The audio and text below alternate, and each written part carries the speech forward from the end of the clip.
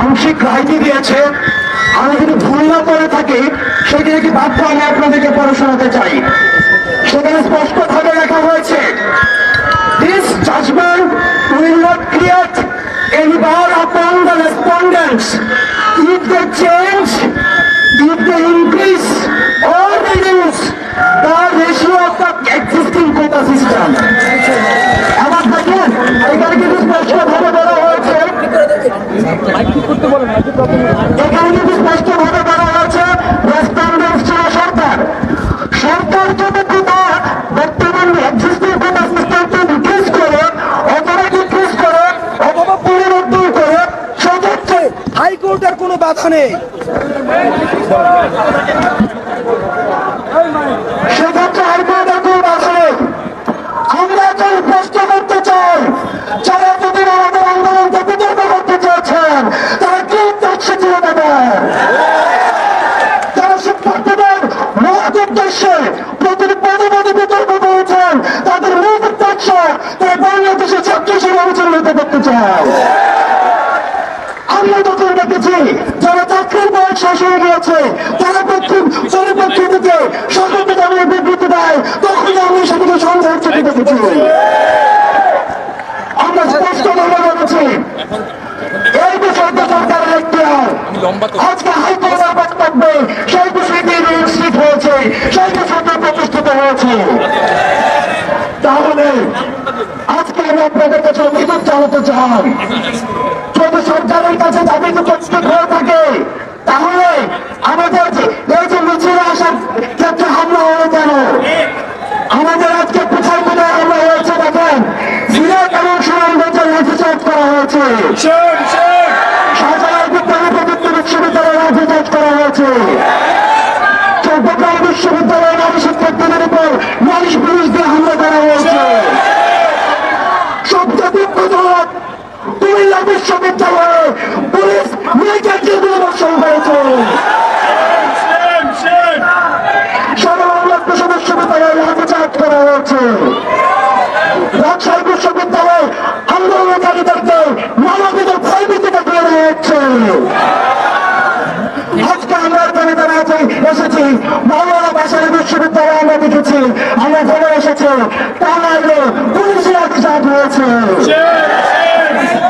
আমরা আজকে এই কর্মসূচির মাধ্যমে যারা এই অতি উৎসাহিত পুলিশ সদস্যরা অথবা যারা নিযুক্তকে যারা এই ধরনের হামলা করে চালিয়েছে তাদেরকে বিচারের আওতায় আনতে হবে। তারা মূলত সরকারের ভাবমূর্তিকে নষ্ট করার জন্য অতি উৎসাহ হয়ে এই ধরনের সিদ্ধান্ত নেওয়া হয়েছে। আমরা বিশ্বাস করতে চাই সরকার এতদিন পর্যন্ত কানাকে হাইকোর্ট দেখানোর মতো বুদ্ধিজীবী অনেকে রয়েছেন, আমাদেরকে হাইকোর্ট দেখিয়েছেন, কিন্তু আমাদের প্রশ্ন হল, সুতরাং এতদিন পর্যন্ত সরকারের যে মহান আমাদেরকে বারবার বলেছেন হাইকোর্টের উপরে ভরসা রাখতে, আমরা হাইকোর্টের উপরে ভরসা রেখেছি। আজকে হাইকোর্ট আপনাদের উপরে যে দায়িত্ব দিয়েছে আমরা বিশ্বাস করি আপনারা সেই দায়িত্বের অতি সত্তর আপনারা সমাধান দেবেন। আমরা বিশ্বাস করতে চাই সমাধানের বিতর্ক কখনো ফল হতে পারে না। আমরা বিশ্বাস করতে চাই সমাধানের বিতর্ক কখনো মামলা হতে পারে না, সমাধানের বিতর্ক কখনো হামলা হতে পারে না, সমাধানের বিতর্ক কখনো প্রচার হতে পারে না, পরিস্থিতি কিন্তু কখনো পাওয়ার পলিটিক্সের রূপান্তর করে যেতে পারে না। আমাদের বাংলাদেশের যে শিক্ষার্থীরা রয়েছে তার পাওয়ার পলিটিক্সে বিশ্বাস করে না, তার পলিসি পলিটিক্সে বিশ্বাস করে।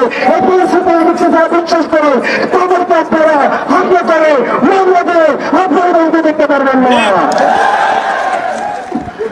সাংবাদিকদের সাথে আমাদের একটা বিতর্ক আন্দোলন হয়েছে, আমাদের সাংবাদিকদের সাথে সৌহার্দ্যপূর্ণ সম্পর্ক পরিবর্তন কর্মীরা যারা রয়েছেন তাদের কাছে আমরা সব কৃতজ্ঞতা জানিয়েছি, তাদের কাছে আমরা সব সহযোগিতা পেয়ে আসছি।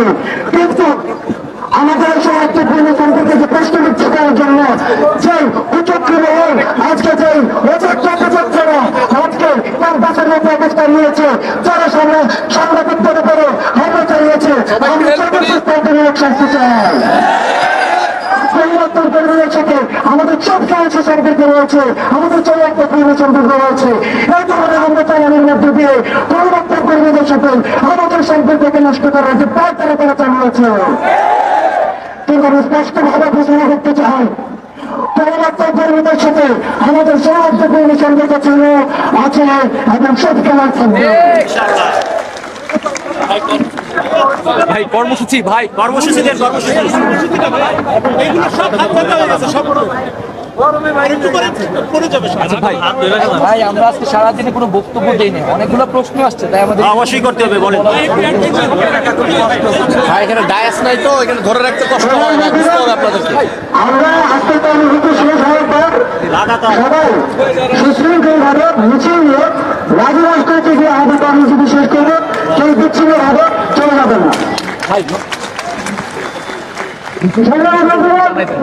সারা দেশে বিভিন্ন ভাড়ার মধ্যে একটি ধরনের হিন্দু করতে চায়। কুমিল্লা বিশ্ববিদ্যালয়ের যে শিক্ষার্থী বন্ধুরা ঢাকা চট্টগ্রাম মহাসড়ক আন্দোলনের প্রধান দিন থেকে আন্দোলন করা হচ্ছিল, ধরেই যাচ্ছে না তাদের উপর আজ রাস্তার জন্য হামলা হয়েছে, কিন্তু তারা কিন্তু পেতে যাননি। তারা বারবার প্রতিহত করে শেষ পর্যন্ত এখন পর্যন্ত ঢাকা চট্টগ্রাম সাংবাদিক বন্ধুগণ, এই মুহূর্তে আমাদের পরবর্তী কর্মসূচি এবং আন্দোলন বিষয়ে গুরুত্বপূর্ণ নির্দেশনা প্রদান করবেন আমাদের অভিনেতা সমন্বয়ক নাহিদ ইসলাম। দিয়েছি তো রক্ত, রক্তের বন্যায় কুমিল্লায় হামলা কেন, সারা দেশে হামলা কেন? বন্ধুগণ, প্রথমে সারা দেশে আজকে আমাদের যে পূর্ব ঘোষিত কর্মসূচি, সেই কর্মসূচিতে যেখানে যেখানে হামলা ও বাধা দেওয়া হয়েছে আমি তার নিন্দা ও প্রতিবাদ জানিয়ে আমার বক্তব্য শুরু করছি। এবং যারা বাধা বিপত্তি পেরিয়ে বিভিন্ন জায়গায় প্রতিরোধ করে তুলেছেন, আজকের কর্মসূচিকে সফল করে দিয়েছেন, তাদেরকে সাধুবাদ জানাচ্ছি। সামনের দিনগুলোতেও আমাদের এভাবে ঐক্যবদ্ধ ভাবে আমাদের মাঠে থাকতে হবে। দুই একটি কথা বলতে চাই। আমাদেরকে বারবার বলা হচ্ছে যেটি হাইকোর্টের বিষয়, আদালতের বিষয়, আমরা কেন এখনো রাজপথে আছি। আমাদের সমন্বয় সাজিদ আলম স্পষ্ট করেছেন যে আমাদের রাজপথে থাকার কারণ। আমরা প্রথম থেকে বলে আসছি যে কোটা একটা সরকারের নীতির বিষয়। কোন জনগোষ্ঠী কত পার্সেন্ট কোটা থাকবে এটা সরকার সিদ্ধান্ত নেবে। যদি সেখানে সংবিধান পরিপন্থী কিছু হয় তখন আদালত সেখানে হস্তক্ষেপ করতে পারে। 18 পরিবর্তন যেহেতু সংবিধান পরিপন্থী ছিল, হাইকোর্ট সেখানে সুযোগ পেয়েছে সেটাকে অবৈধ ঘোষণা করার, এবং এই সুযোগ কিন্তু 2018 সালে সরকার নিজেই করে দিয়েছিল। আমরা চাই এইবার কোনো ভুল করতে চাই না, কোনো ফাঁদে পা দিতে চাই না। আমরা চাই কোটার সমস্যার চূড়ান্ত সমাধান বাংলাদেশে হতে হবে। আমরা 18 সালে আন্দোলন করেছি, 24 সালে আন্দোলন করছি। আমরা স্পষ্টভাবে বলছি হাইকোর্টের সাথে আমাদের আন্দোলনের কোন ধরনের সম্পর্ক নেই।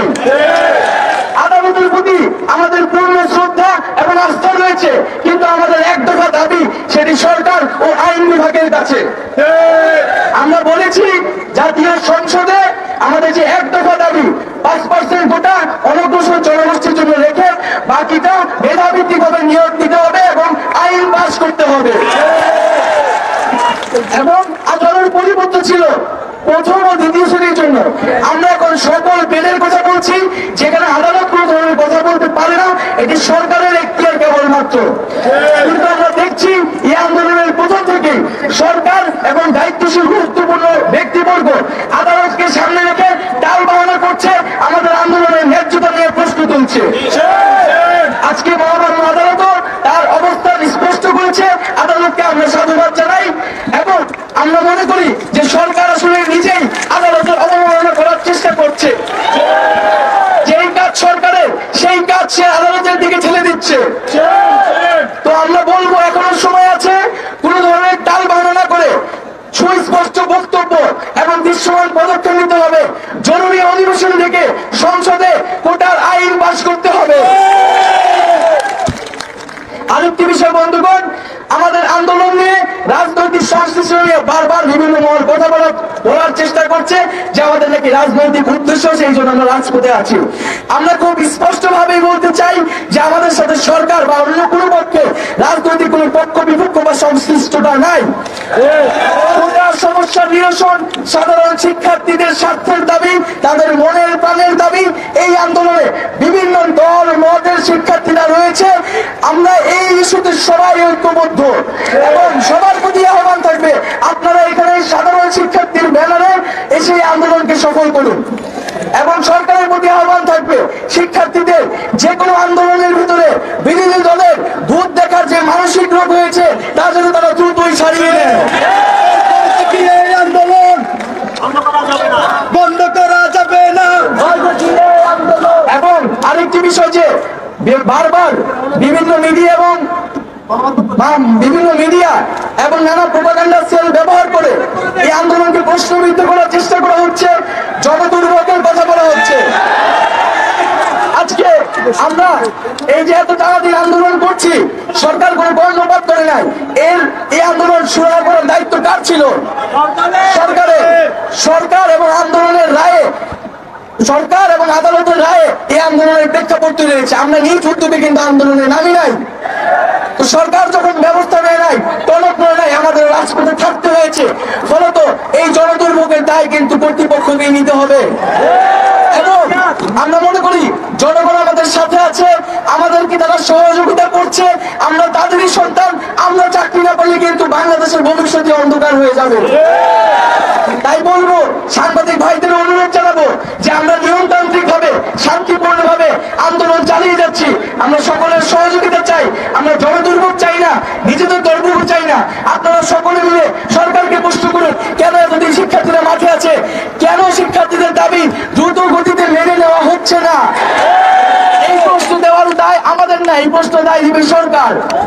এবং আজকে যেটা হলো যে আমাদের বাধা দেওয়া হলো, ভয় দেখানো হলো, এবং আমরা দেখেছি ঢাকা বিশ্ববিদ্যালয় ক্যাম্পাসে বিভিন্ন জায়গা থেকে বাসে করে অছাত্র এনে ক্যাম্পাসে একটা অস্থিতিশীল পরিবেশ তৈরি করার চেষ্টা করা হয়েছে। আমরা স্পষ্টভাবে বলতে চাই যে আমাদের কোন রাজনৈতিক পক্ষবিপক্ষ এখানে নাই, কিন্তু শিক্ষার্থীদের আন্দোলনে কোনো ধরনের যদি বাধা দেওয়া হয় তাহলে কিন্তু আমরা দেখবো না কে বাধা দিচ্ছে আমাদেরকে। তো বন্ধুগণ, আমি বিশ্ববিদ্যালয়ের প্রশাসনের কাছেও আহ্বান জানাবো, বিভিন্ন বিশ্ববিদ্যালয়ের প্রশাসন, শিক্ষার্থীদের নিরাপত্তা দেওয়ার দায়িত্ব কিন্তু আপনাদের। আগেও বলেছি, আমাদের আন্দোলন যৌক্তিক আন্দোলন। যদি আমরা চাকরি না পাই, বিশ্ববিদ্যালয়ের শিক্ষকদের কিন্তু প্রশাসনের চাকরি থাকবে না। বন্ধুগণ, এ পর্যায়ে আমরা আমাদের কর্মসূচি ঘোষণা করব। আগামীকাল আজকে যে আমাদের যে এক দফা কর্মসূচিটা আমাদের আন্দোলন, আমরা চাচ্ছি জরুরি অধিবেশন ডেকে সংসদে এই আইন পাস করতে হবে। তার আগ পর্যন্ত আমরা রাজপথে থাকবো। এই এক দফা দাবি সহ সারা দেশে যে হামলা করা হয়েছে, বাধা দেওয়া হয়েছে এবং যারা বাধা দিয়েছে তাদের বিচারের দাবিতে আগামীকাল বিকাল 4টায় সারা দেশে সকল ক্যাম্পাসে বিক্ষোভ মিছিল ও সমাবেশ অনুষ্ঠিত হবে।